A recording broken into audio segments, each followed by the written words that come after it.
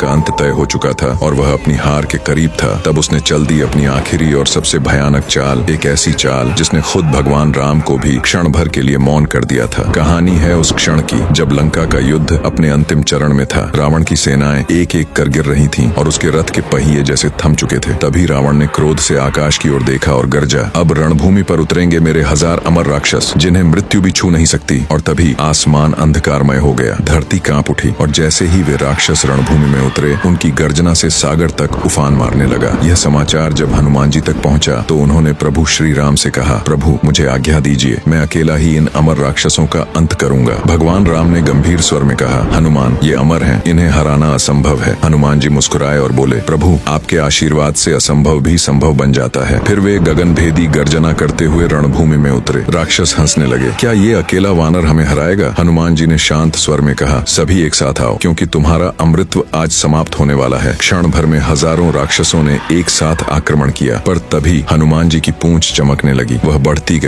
गई और अगले ही पल वह बिजली की तरह घूमी। आकाश में अग्नि की लपटें उठी, धरती पे मानो बादल छा गए और हनुमान जी की पूंछ ने सभी अमर राक्षसों को एक साथ लपेट लिया। फिर उन्होंने उन्हें आकाश में इतनी ऊंचाई तक फेंक दिया जहां से वे कभी लौट ही नहीं सके। उनका अमृत्व उसी क्षण समाप्त हो गया, क्योंकि ईश्वर की इच्छा से बड़ा कोई वरदान नहीं। और तब भगवान राम बोले, हनुमान तुम केवल मेरे भक्त नहीं, तुम स्वयं मेरे पराक्रम का विस्तार हो। सोचिए, जो अमर थे वो भी हनुमान जी के चरणों में समा गए। अगर आपको भी हनुमान जी की शक्ति पर गर्व है तो कमेंट में जोर से लिखो, जय बजरंगबली।